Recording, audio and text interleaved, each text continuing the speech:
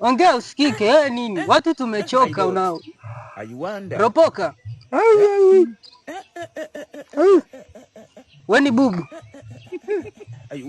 Afu unaomba ni manake. Sasa kutwa nzima manake ndo amekuchangishia tu buku. Au ndo zingine umeweka ndichi ili watu wasijue, watu wasikusanukie.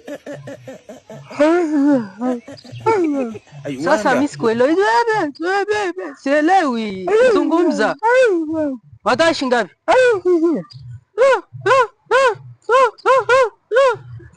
Umenielewa?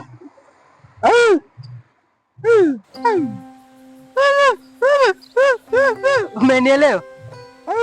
Na kijua. Kwa hiyo wewe uko unataka bei gani? Mimi naweza nikakusaidia. Hizo si mimi sielewi. Yaani wasema kama ni shingapi 10,000, 5,000 mimi nikusaidie. Mimi ni mtu ambaye nina roho nzuri sana. Nilihifadhi nyoka ndani, alikuwa ananyeshiwa na mvua na huruma. Wewe niambie nikusaidie shingapi? Wewe unakuwa kama muelewa. Mimi naongea muda wote unielewi. Nipe basi hata peni hapo unishina. Kumbe unaongea wewe sio bubu. Sasa nakuelewesha muda wote unielewi, sasa mimi niongee mara ngapi? Mpaka koli shakauka sasa. Tafuta kazi mdogo wangu. Wewe mbona kibigi tu unafuata kubeba simenti? Unaleta ujanja. Kazi ndio nimechagua. Subiri, hebu 1,000. Ifanyaje? Wewe nataka nichukue 1,000 nikupe 10,000. Hapo unyama mwanangu. Nyewe ndo mnajifanya janja hapa, yenyewe sina hela kula. Usione nimekaa kama mtu mwenye riziki. Utakuwa mbarikiwa sana. Hichi kitambaa nitafutia puke.